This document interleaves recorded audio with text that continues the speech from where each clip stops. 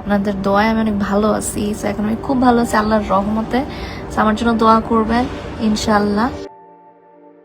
ছোট পর্দার দর্শকপ্রিয় অভিনেত্রী তানিয়া বৃষ্টি, যিনি গ্ল্যামার আর অভিনয়ে জয় করে নিয়েছিলেন লাখো ভক্তের হৃদয়, কিন্তু মৃত্যুর খুব কাছ থেকে ফিরে এসে এই জনপ্রিয় তারকা নিজের জীবনকে সাজিয়েছেন এক সম্পূর্ণ নতুন রূপে।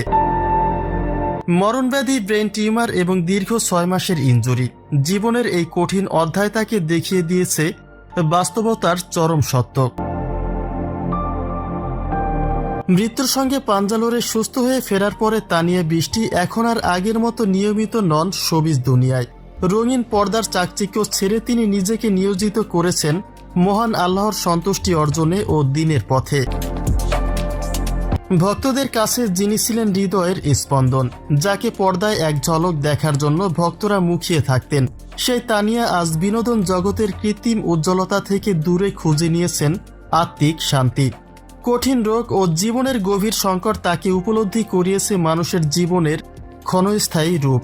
তিনি এখন গভীরভাবে বিশ্বাস করেন এই দুনিয়া চিরস্থায়ী নয়, সবাইকেই একদিন সৃষ্টিকর্তার ডাকে সাড়া দিয়ে না ফেরার দেশে চলে যেতে হবে।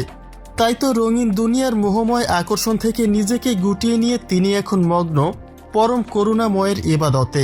পার্থিব ব্যস্ততার মাঝেও যেন আল্লাহকে ভুলে থাকতে না হয়, প্রতিনিয়ত সেই প্রার্থনাই করে যাচ্ছেন এই হার্টথ্রব নায়িকা। মৃত্যুকে খুব সামনে থেকে দেখার পরে তার এই রূপান্তর ভক্তদের মাঝেও জাগিয়েছে এক গভীর ভাবনার খোরাক। বাহ্যিক গ্ল্যামার ছাপিয়ে তানিয়া বৃষ্টির এই আধ্যাত্মিক পথ চলা প্রমাণ করে যে প্রকৃত শান্তি কেবল সৃষ্টিকর্তার সান্নিধ্যেই নিহিত।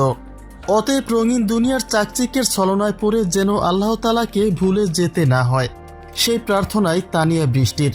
পেছনের ভুলের জন্য ক্ষমা চেয়ে তিনি মহান আল্লাহ তাআলার কাছে কৃপা প্রার্থনা করছেন।